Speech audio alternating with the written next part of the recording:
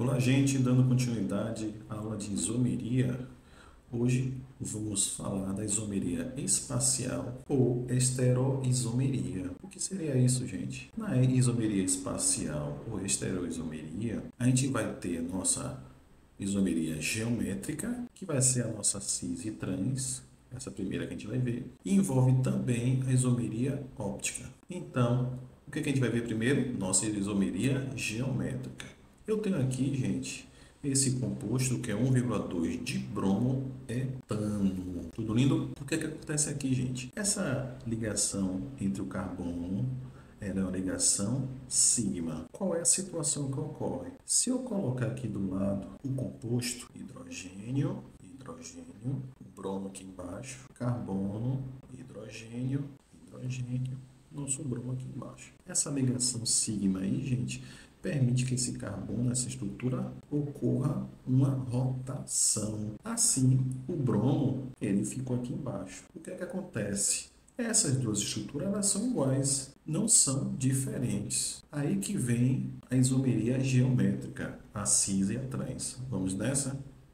Quando eu tenho, no nosso exemplo, 1,2 de bromo eteno, eu já tenho aqui a ligação π entre os carbonos. E a outra ligação, professor, o quê? A sigma. Essa ligação π impede que ocorra essa rotação entre os eixos carbono-carbono. Se impede a rotação, quer dizer que essas duas estruturas, esses dois compostos, eles são o quê? Diferentes. Se eles são diferentes e possuem a mesma fórmula molecular, é um caso de isomeria espacial. No nosso exemplo, isomeria geométrica, isomeria cis e trans. Eu não consigo classificar essa isomeria por isomeria plana ou constitucional. Tudo lindo? Então, vão ter propriedades químicas diferentes esses dois compostos. Há a necessidade de uma nova classificação, um novo nome. Se a gente botar aqui, os dois são 1,2 de bromo eteno. Eu não posso dar um nome igual para os dois compostos, porque eles têm propriedades químicas diferentes. Aí que vai vir cis e trans antes do nome. Vamos nessa? Gente, como é o caso da isomeria cis e trans? O que é que eu vou fazer? Eu vou passar uma linha tracejada na horizontal. Se eu tiver dois compostos que estão no mesmo lado superior ou inferior, eu digo que estou numa situação de isomeria cis. Se eu passar uma linha tracejada na horizontal, eu vou perceber que minhas estruturas, tanto na parte superior e inferior, elas vão ser o quê? Diferentes. Então, estou no caso de trans. Você também pode analisar o seguinte: se eu passar uma linha na transversal, na diagonal e tocar em dois pontos iguais, eu estou no caso de trans. Se eu passar uma linha na diagonal, no caso aqui da esquerda, e tocar em duas estruturas, duas espécies diferentes, eu estou no caso de cis. Vamos nessa?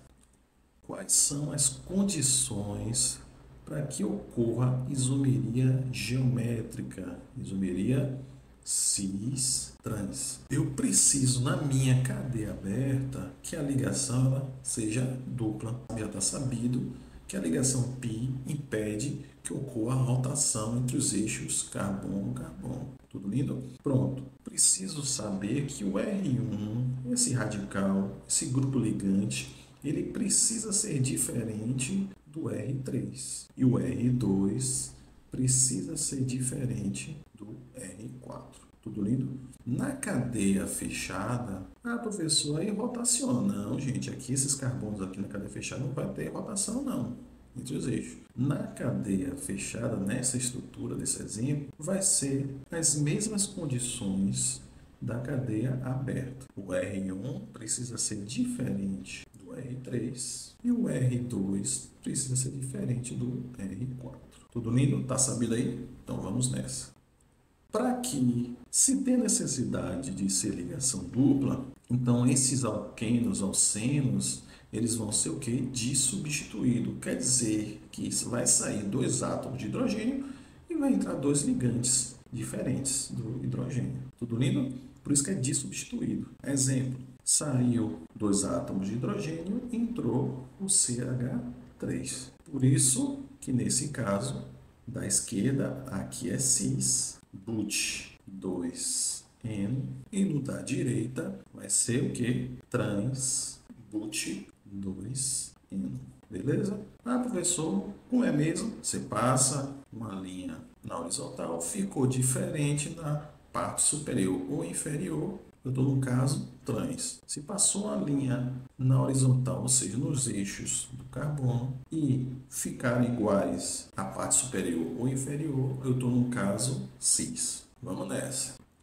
Gente, existem também situações de isomeria de alcenos em que ele é tetrasubstituído, ou seja, vai sair os 4 átomos de hidrogênio e entra, por exemplo, eu coloquei aqui bromo, iodo, cloro e enxofre.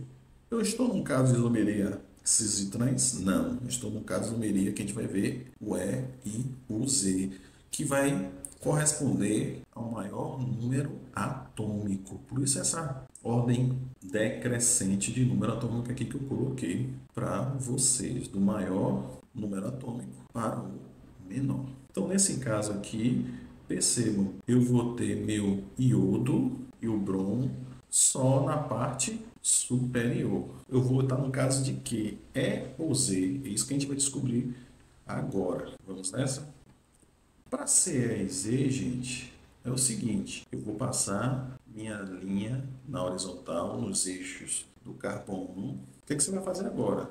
Você vai ver o número atômico fornecido pelo enunciado ou na tabela periódica fornecida pela prova. O número atômico do hidrogênio é 1, do flúor é 9, o número atômico do bromo, 35, do cloro, 17. Se a gente perceber, eu vou ter aqui o maior número atômico, o bromo e o cloro. Eles estão no mesmo lado. Se estão no mesmo lado, eu vou dizer que ele é um tipo de isomeria Z, Zusammen, que quer dizer em alemão juntos, próximos. Tudo lindo? No caso da direita aqui, passei a linha na horizontal. O cloro, qual é o número atômico dele? 17. Do bromo, 35. Do hidrogênio, 1. Do flúor, 9. O que aconteceu? Está diferente a parte superior e inferior em relação ao número atômico. Aqui a gente, se fosse a transversal, nesse caso eu chamo de isomeria E, de Oettinger, do alemão opostos, contrários, certo? Isomeria E e Z, além da isomeria cis e trans. Tudo lindo? Tá sabido? Então vamos nessa. Outro caso de isomeria é dizer que a gente vai analisar, gente, como exemplo. O que é que acontece aqui? Qual é o número atômico do oxigênio? É 8. Do carbono, 6. Do flúor, 9. Do hidrogênio, 1. Oxigênio aqui na direita, 8. Do flúor, 9. Do carbono, 6. Do hidrogênio, 1. O que é que eu faço? Passo uma linha tracejada na horizontal, no eixo do carbono, e percebo os elementos que têm maior número atômico, gente, estão na transversal, são diferentes na parte superior e inferior. Então, eu não estou no caso de uma isomeria E. Quando eu vou no exemplo da direita, passo uma linha na horizontal, tocando o eixo do carbono, percebo que meus elementos com maior número atômico estão na parte superior. Logo, eu estou no caso de isomeria Z. Tudo lindo? Ficou fácil? Então, vamos nessa. Vamos para propriedades, saber ponto de fusão e ebulição das isomerias cis e trans. Eu coloquei aqui, ó, gente, o mesmo ponto de ebulição, 59 graus Celsius. Isso é verdadeiro? E aí, as duas estruturas vão ter o mesmo ponto de ebulição? Será? Vamos conferir agora. Vou analisar a estrutura da esquerda. Passei uma linha na horizontal, tocando o eixo carbono-carbono.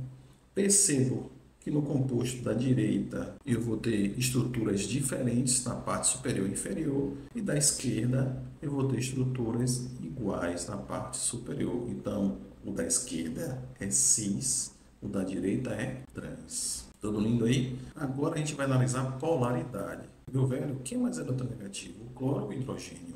O cloro, né? O cloro está lá no grupo 17 da tabela periódica. Lá no cantinho, a eletronegatividade é maior. Cresce na tabela periódica da esquerda para a direita, de baixo para cima. Então, quer dizer que minha densidade eletrônica é maior para o lado do cloro e menorzinha para o lado do hidrogênio. Meu vetor é maior para o lado do cloro. O cloro é muito eletronegativo, está puxando toda a densidade eletrônica para ele. E meu momento de polo aqui, ó, meu vetor, é menorzinho para o lado do hidrogênio, que atrai pouco os elétrons. Se isso ocorre, então quer dizer que essa parte superior adquire uma carga negativa e a parte inferior adquire uma carga positiva. Se eu estou em um caso de uma estrutura que tem diferença na sua polaridade, ou seja, meu μ, meu momento de polo é diferente de zero, essa molécula é polar. Quando eu analiso da direita, perceba, eu tenho meu elemento muito eletronegativo aqui, o cloro, atraindo, nesse sentido. Eu tenho outro vetor aqui do cloro, em mesma direção, mas sentidos opostos. O hidrogênio também é um menorzinho, né? Meu vetor, menorzinho aqui também para o hidrogênio. Ou seja, esses vetores, eles se anulam. Então, quer dizer que minha nuvem eletrônica, minha densidade eletrônica, ela vai ser uniforme. Como eu desenho muito bem, imagine que está tudo uniforme aí. Se está uniforme, o meu μ, ele vai ser igual a zero. Se ele é igual a zero, minha molécula é apolar. Ah, professor, e o ponto de ebulição? Pronto. Então, quer dizer que o ponto de ebulição da estrutura cis vai ser maior que o ponto de ebulição da estrutura trans. Ou seja, o ponto de ebulição aqui da estrutura trans, ela vai ser menor do que 59 graus Celsius. Tudo lindo? Ficou sabido? Então vamos nessa. Outro exemplo aqui, gente, que a gente pode estar reforçando a questão de polaridade. Mesmo raciocínio. Será que tem o mesmo ponto de ebulição? Coloquei aqui, gente, a mesma temperatura. Será? Quando a gente percebe, quem é mais eletronegativo?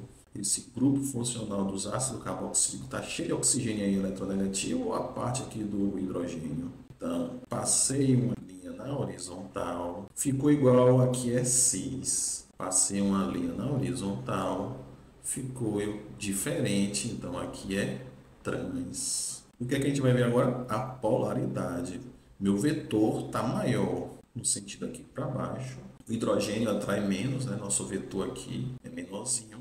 Logo, eu vou ter uma densidade maior, uma densidade eletrônica, uma nuvem eletrônica maior para o lado do ácido carboxílico e menorzinha para o lado do hidrogênio. Se gerou uma diferença de polos, eu tenho uma molécula polar. Meu momento de polo, meu μ, vai ser o quê? Diferente de zero. No caso da trans, os grupos funcionais dos ácidos carboxílicos, eles anulam a sua polaridade. Se no vetor, eles estão em sentidos opostos. O mesmo raciocínio para o hidrogênio. Se isso ocorre, eu estou num caso de uma densidade eletrônica uniforme. Se a densidade eletrônica é uniforme, logo não vai ter polos, essa molécula é apolar. Meu μ, meu momento de polo, vai ser o quê? Igual a zero. Beleza? Quem vai ter maior ponto de ebulição? Então, vou botar aqui, ó, o ponto de ebulição da estrutura cis é maior do que o ponto de ebulição da estrutura trans. Tudo lindo? Vamos nessa. Esse exercício aqui, gente, a gente fixar o assunto, considera os compostos e as afirmações apresentadas sobre eles. Vamos ver? 1 e 2 são isômeros geométricos. Isômeros geométricos, o quê? Cis e trans. 1 está aqui, 1 e 2. Passei uma linha na horizontal, percebo que está aqui igual. Beleza, aqui é cis. 2, passei uma linha na horizontal. Opa, ficou diferente. Então aqui é trans.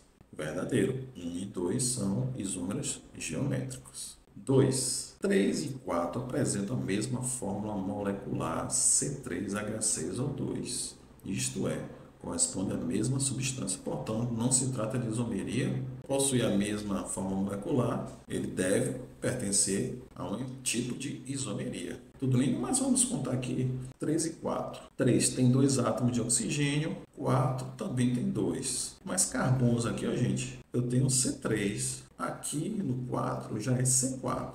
Já são diferentes, está falso, beleza? 3, 5 e 6 mostram um exemplo de isomeria de posição. Isomeria de posição é um caso de isomeria de função. Vamos ver? 5 e 6. Não, aí seria uma isomeria de cadeia. Por que de cadeia? Porque aqui é uma cadeia saturada, A 5 e a 6 é uma cadeia insaturada. Então tá falso a terceira. 4, 1, 2, 5, 6 são hidrocarbonetos. 1 só tem carbono e hidrogênio. A 1, verdadeiro, então hidrocarboneto.